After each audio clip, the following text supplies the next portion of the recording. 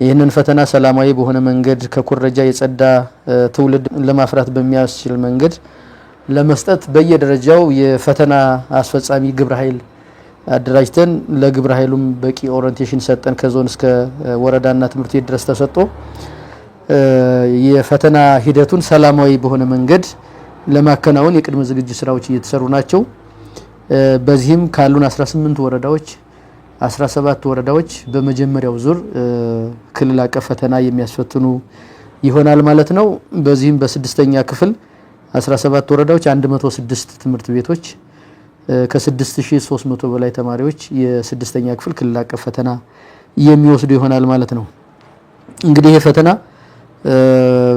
በሚቀጥለው ሰኞ እና ማክሰኞ ወይም ደግሞ ሰኔ 8 እና 9 ለሁለት ተከታታይ ቀናት የሚሰጥ ነው የሚሆነው።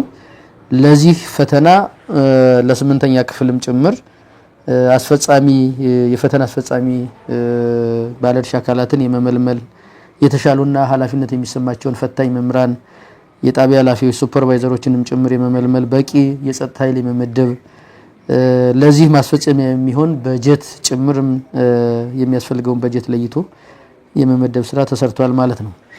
በስምንተኛ ክፍል በተመሳሳይ 17 ወረዳዎች በመጀመሪያው ዙር ፈተና ያስፈትናሉ። 89 ትምህርት ቤቶች ከ7000 በላይ ተማሪዎች ወይም ደግሞ 7088 ተማሪዎች የስምንተኛ ክፍል ሀገር አቀፍ ፈተና የሚያስፈትኑ ይሆናል። በድምሩ የ195 ትምህርት ቤቶች ከ13000 በላይ ተማሪዎች ክልል አቀፍ ፈተና የሚያስፈትኑ ነው የሚሆነው ማለት ነው።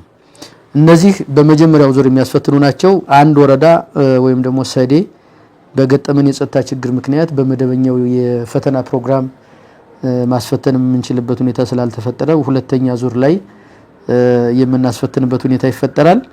በዚህም በሁለተኛው ዙር ከ442 በላይ ተማሪዎች የስድስተኛ እና የስምንተኛ ክፍል ፈተና የሚወስዱ ይሆናል ማለት ነው። ቅድመ ዝግጅቱን ለማከናወን ጥረት እየተደረገ ነው። በአሁኑ ሰዓት የፈተና ወረቀቶቹ በሁሉም ወረዳዎች ተጓጉዘው ወረዳ ማዕከል ገብተዋል ማለት ይቻላል።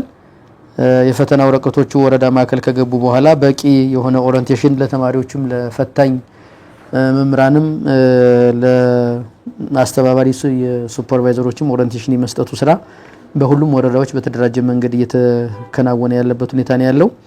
በቀጣይ 2 ቀናት ኦሪንቴሽን ያልጨረሱ ወረዳዎቻችን ይህንን ኦሪንቴሽን ጨርሰው ቅዳሜና እሁድ ፈተና ተጓጉዞ ለተማሪዎችም ጭምር ኦሪንቴሽን ተሰጥቶ ሰኞ በቀጥታ በሁሉም ትምህርት ቤቶች እና ወረዳዎቻችን የስድስተኛ ክፍል ክልል አቀፍ ፈተና በቀጥታ የሚሰጥ ይሆናል ማለት ነው።